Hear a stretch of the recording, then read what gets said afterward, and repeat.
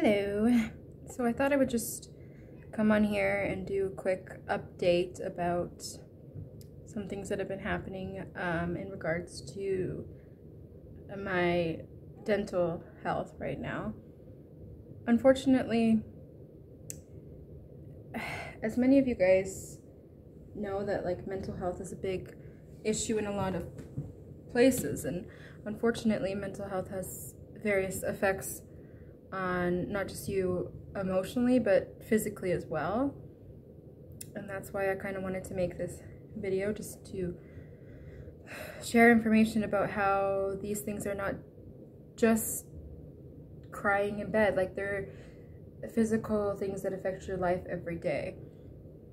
Right now I'm going through a lot of things with my dental health. I've suffered with binge eating disorder for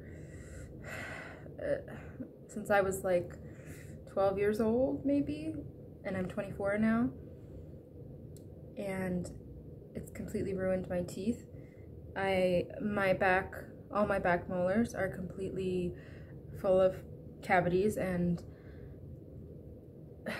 I've been going to the dentist as a child a lot, regularly, every 6 months to a year, getting my checkups, getting my cleanings done. But because of the constant, candy, sweets, things that I binge on, it hasn't been able to heal. So I would get cavities filled, and then, a month or two later, those cavities that were already filled would have holes in them again, the tooth in a different area, or the filling would be ruined or destroyed from just the insane amount of sugar that I'm putting into my body at one time. Now, I still struggle with binge eating disorder to this day, and it's something that I'm working on, but I just want to make people aware that there is help out there and you're not alone, and we need to have more available resources for people, and know that it doesn't have to get this far. You don't have to have your teeth falling out of your head to be struggling. You can reach out and ask for support way before this happens.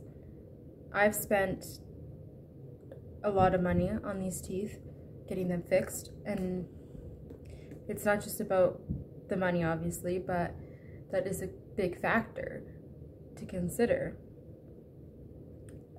Luckily, I have insurance that covers for 80% of my dental work, but I still have to get, I've already spent about $3,000 just to have this side fixed, and it's not even all completely fixed yet. I still have more work to be done on the bottom. I still have more work to be done on the molars on my right side,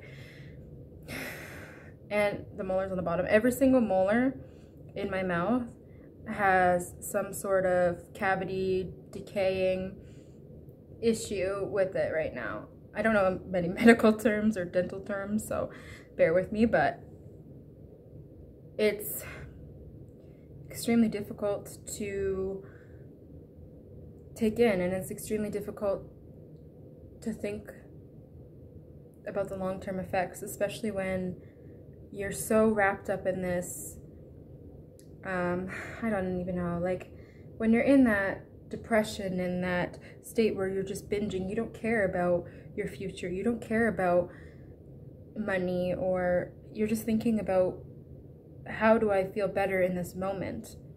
How do I make it so I don't feel so awful? But in reality, when it comes down to it, that binging will only take it away temporarily. You won't wake up the next day feeling good. You'll wake up feeling groggy, disgusting, and maybe you'll restrict, and then the cycle begins again. It's not worth it. And I know that that's me saying that now, being, I don't want to say healed, being in recovery, I guess, it's a lot easier for me to say that. In that moment, it feels like that's your only option, that's your only way out. And for me, binging was not the only way that I tried to find a way out of my head, a way to feel better for a split second. And I don't think it's talked about. It's not talked about the severity of mental health, how it affects every aspect of your life. I feel like I'm just in the beginning stages of recovery, and I've been struggling since I was 12 years old. And no one should have to suffer that long, or at all. And no one should have to stay silent.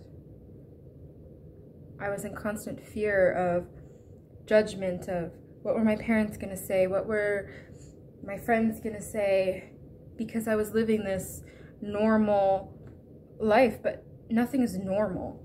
Nobody has a normal life. Nobody is sitting at home that's not stressed about something, that's not, worried about their children or their future. There's no normal to anybody. I just hope you take this message as a way to realize there is help for you if you need it. Talk to your doctors, talk to your local mental health facilities, and they will help you. Do I think that resources are available as freely as they should be? Of course not. But we need to work on that, and that's why I'm voicing this right now. Let's work together to change that. Let's advocate for these services. Let's reach out and ask for help. I think there's power in numbers, and there's power in people, and unfortunately people with mental health don't always have the strongest voice or the strongest backbone, because we're fighting, we're struggling, we're trying to take it day by day. But let's work together and change this. Thank you.